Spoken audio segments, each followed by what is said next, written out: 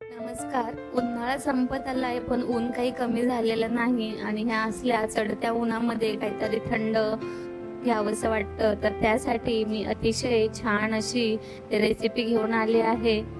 तर आजची आपली रेसिपी आहे उन्हाळ्यासाठी खास अतिशय क्रीमी, पौष्टिक आणि झटपट घरच्या घरी बनणारी मँगो मखाना डिझर्ट अशी रेसिपी पाहणार आहोत. उपवासाला किंवा अचानक पाहुणे आल्यावर किंवा तुम्हाला खायचे मन झाले तर ही डिश खूप छान आणि अतिशय थंडगार आहे. वेळात वेळ काढून नक्की बनवून बघा. व्हिडिओ शेवटपर्यंत नक्की बघा. आंब्याची सीझन संपण्यापूर्वी काहीतरी भन्नाट असं नक्की बनवून बघा.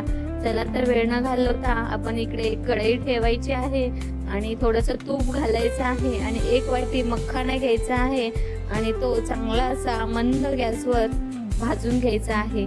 तर मखाना चांगला लाल होईपर्यंत खमंग असा छान भाजून घ्यायचा आहे.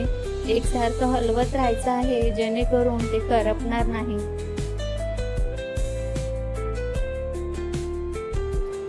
उन्हाळ्यामध्ये छान असं थंडगार असं काहीतरी प्यायला आवडतं, तर म्हणून ही मखाना स्पेशल छान आणि पौष्टिक डिश बनवलेली आहे. पौष्टिक पण आहे आणि लहानांपासून मोठ्यांपर्यंत आवडणारे पण आहे.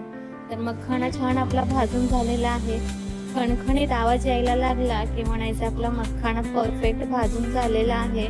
तर चांगला मखाना भाजून झाल्यानंतर थोडंसं तूप घालायचं आणि परत ते ड्रायफ्रूट घेतलेले आहेत आणि 4 बदाम आणि 4 काजू घेतलेले आहेत मी इकडे आणि एक अंजीर घेतलेला आहे. तुम्हाला हव्या त्या प्रमाणात घेऊ शकता. तुम्हाला जर जास्त प्रमाणात आवडत असेल तर जास्त पण घेऊ शकता.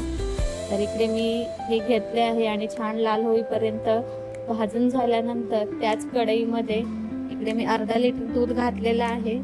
तर तुम्हाला जास्त बनवायचं असेल तर तुम्ही जास्त दूध घालू शकता. इकडे मी 2 माणसांसाठी बरोबर होतं हे.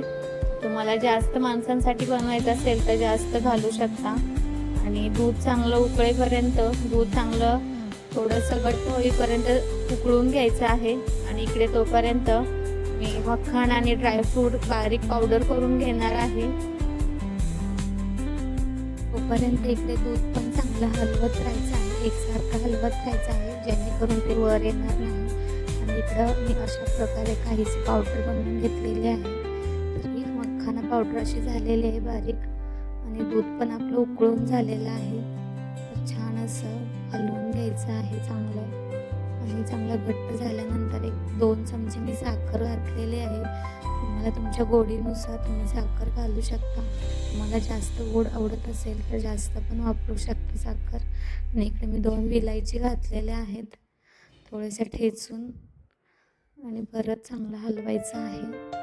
त्यानंतर थोडासा कलर येण्यासाठी थोडंसं फूड कलर किंवा थोडीशी नकळत हळद घातली ना तरीही चालेल. आणि चांगलं असं आता उकळून घ्यायचं आहे आणि चांगलं ते उकळून झाल्यानंतर आपण जी ड्रायफ्रूट पावडर बारीक करून घेतली होती मखानावाली ती घालायची आहे. तर ती मी घालून घेतली आणि आता चांगलं असं हलवून घेणार आहे. तर आता छान असं आपलं हलवून झालेलं आहे आणि आता गॅस बंद करायचा आहे. आणि त्यामध्ये परत थोडेसे अख्खे मखाना आणि अंजीरचे तुकडे घालायचे आहेत आणि ड्रायफ्रूटचे थोडेसे तुकडे घालायचे आहेत. आणि इकडे मी थोडासा मँगो घेतलेला आहे कट करून. तो अशा प्रकारे छान असा कट करून घेतलेला आहे मी.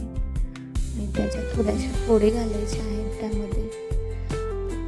तर एका बाउलमध्ये काढून घ्यायचं आहे आणि फ्रीजमध्ये एक 15 ते 20 मिनिटासाठी ठेवून द्यायचं आहे जेणेकरून छान असं थंड होईल. किंवा आईस क्यूब घातल्या तरी चालेल. ते तुम्ही उपवासाला किंवा घरी कोणी पाहुणे आल्यावर किंवा लहान मुलांसाठी किंवा मोठ्यांसाठी एकदम परफेक्ट आहे. तर तुम्ही बनवू शकता. छान असं आपलं मँगो मखाना डिझर्ट छान असं तयार झालेलं आहे. आवडलं का नक्की सांगा. आवडलं असेल तर लाईक करा. चला तर भेटूया नेक्स्ट व्हिडिओमध्ये. तोपर्यंत बाय बाय.